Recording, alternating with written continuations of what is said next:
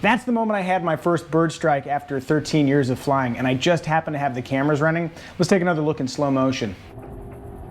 Okay, at half speed, you can see my head shift to the right as I spot the bird. Then I pull back on the cyclic control to try and climb above it. From when the bird first comes on screen to when the impact occurs is barely more than a second. So that's the moment of impact, but what I think is more interesting is what happens next. What did I do right? What could I improve? Let's talk it through. And yes, my wife is making dinner in the background.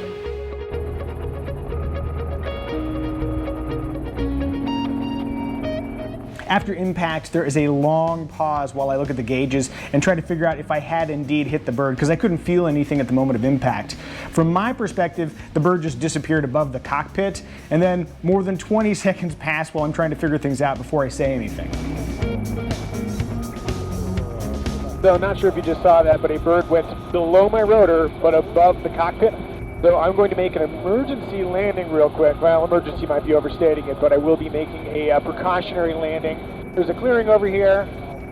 I should quickly add that hitting a bird with a helicopter is a really big deal, or at least it can be. A, the bird dies. That's no good. B, people inside the helicopter can be injured or even killed. In fact, as we all know, Sully's landing on the Hudson was initiated by multiple bird strikes. And then there was a case a few years back of a Marine Corps helicopter being taken down by a bird strike with a hawk that hit a pitch change link, which is a critical component. It brought the whole helicopter down and killed 2 pilots. So yeah, hitting a bird with a helicopter can be a really big deal. While figuring out what to do next, I spotted a clearing at the top of a ridgeline where I had planned to set down to inspect for damage, but after a closer look I noticed that a lot of hikers were walking along that ridgeline, and setting a helicopter down in an uncontrolled spot with people nearby is dicey.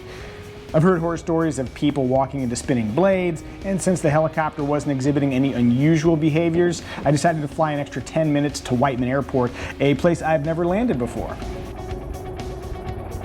By the way, the cameras were running for a flyover video I'd shot earlier of Magic Mountain. You'll see the batteries run out on them one by one. Luckily, the cockpit shot endured till touchdown.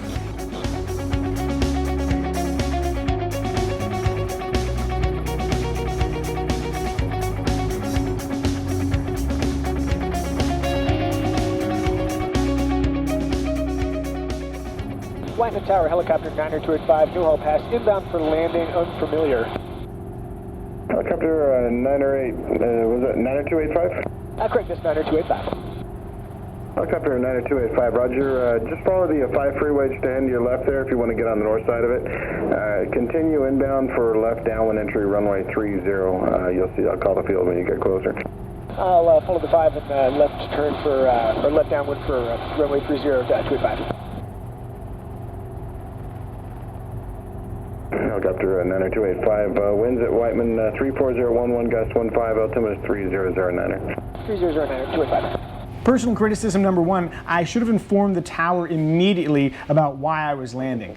That way they could better prepare in case my precautionary landing turned into an emergency. This is one of those times where I've never actually landed at Heitmann, but it's actually really nice to have a controller. You know, you tell them that you're unfamiliar, let them know that you don't. Basically, if you call up, you make your request, say unfamiliar, then they know that you don't know what you're doing, and then they'll kind of walk you through it, which is really nice. This is one of those times where I wasn't planning on landing here, but having somebody who can kind of help me get on the ground so I can inspect for damage is a really good thing.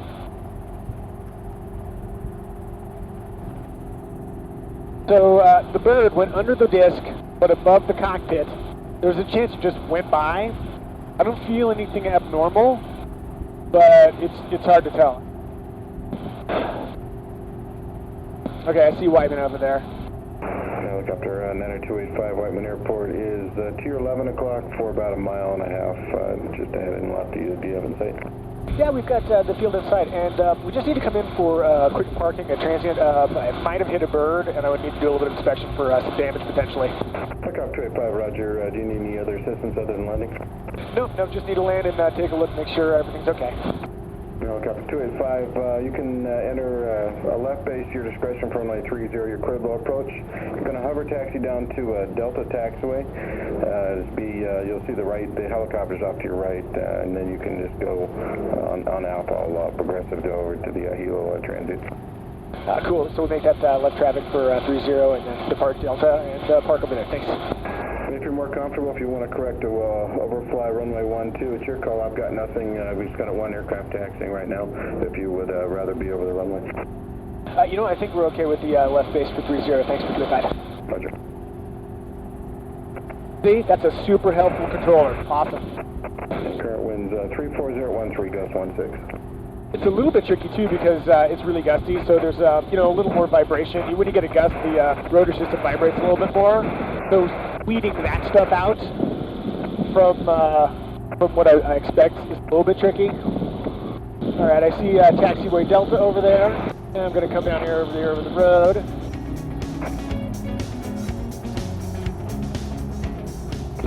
All right, so this is left base. I got between side left base 30.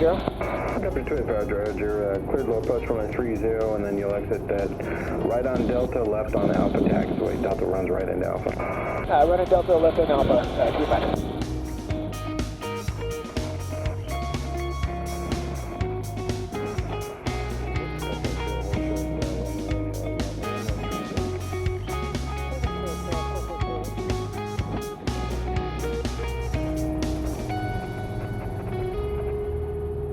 So right about now, I'm feeling hopeful. I still have no idea if I'd actually hit the bird, but if anything is amiss, I'm very, very close to help.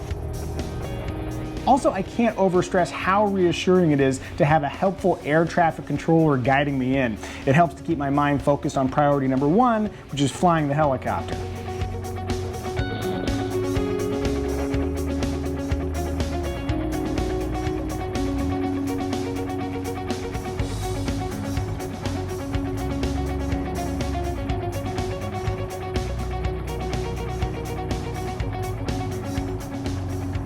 Got 285, be a right turn next taxiway, left turn, and then the transient is just past that last white stand right there. You can on the tower side. If you just want to go just past that, you can shut it down anywhere just past that. Okay, good for there's somebody aside the white thing. Goodbye. Appreciate your help here. There we go. All right. Well, nothing bad can happen now.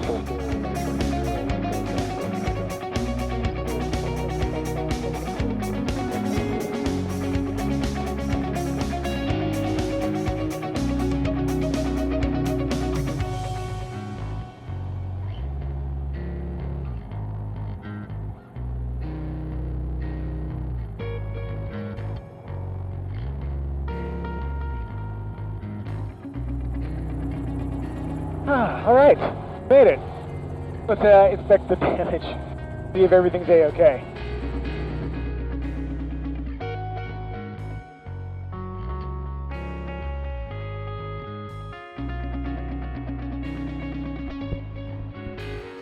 It wasn't until I hopped out that I realized just how lucky I was. Taking a look up here at the mast. I don't know if that shows, but that is blood. Looks like the mast took the hit from the bird. It doesn't look like there's any damage. I mean, the mast is super robustly built on the Enstrom. Yeah, so the precautionary landing was a really good idea because I did indeed hit the bird. The big question is, did any parts hit anywhere besides the mast? So let's take a look at the mast right now. So there you go. You can see the impact spot.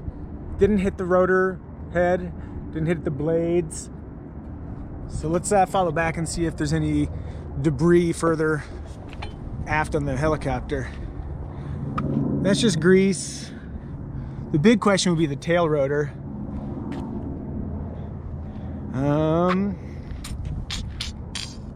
I don't see any blood.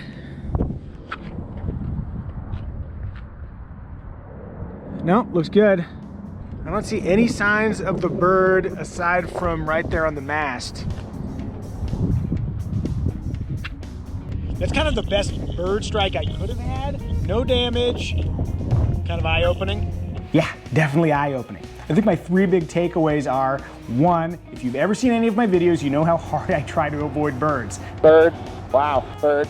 Bird circling overhead, best to be avoided. Tiny flock of birds.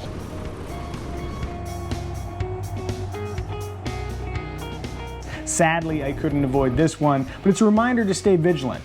2, air traffic controllers have a hard job, and I really appreciate what they do for pilots. Runway 30, you'll see, I'll call the field when you get closer. And 3, every helicopter has their strengths and weaknesses, but for this particular bird strike, I'm really glad I was flying my Enstrom that houses its critical components inside the mast where they can't be damaged. I showed the impact to my mechanic and he confirmed that there was no damage and the helicopter was a-okay to fly. For me, I have no interest in hitting birds with my helicopters, but for an unavoidable collision, I got really, really lucky. All right, fingers crossed that this is my last bird strike video. Stay safe, guys.